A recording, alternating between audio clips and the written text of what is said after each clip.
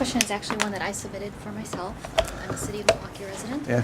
What would you identify as the 3 or 4 smartest spending cuts that the state government can implement to begin to get a handle on the budget deficit? Not loophole closing, not fraud or waste prevention, but true cuts in spending that may result in reduction in service. I think if you look at reductions in spending, I don't look at specific programs. I mean, there are programs out there as well. I look at categories of spending, and in particular, and it parallels what I did last Thursday with my county budget.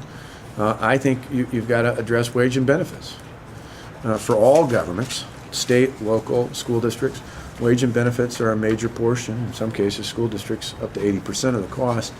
We can't have a society anymore where the public employees are the haves and the taxpayers who pay the bills are the have-nots. Now, there are plenty of great people who work in government, so don't get me wrong, I'm not picking on government employees.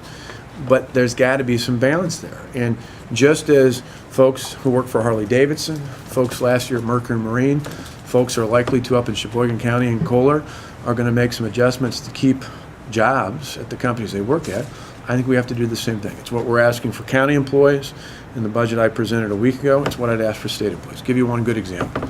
Right now, state employees, other than a handful, the state troopers and a few others, don't make any contribution to the employee or to the pension system.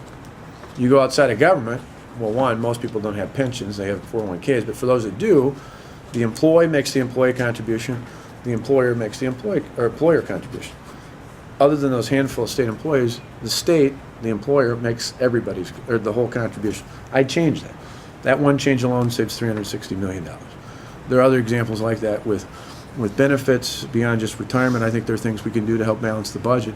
Then you keep more of your money on services and less of it cutting specific programs. It also helps because when you make structural changes like that, you're not only addressing the current budget crisis and balancing that, you're not kicking the can down the road because the savings compound and they help you in future budgets.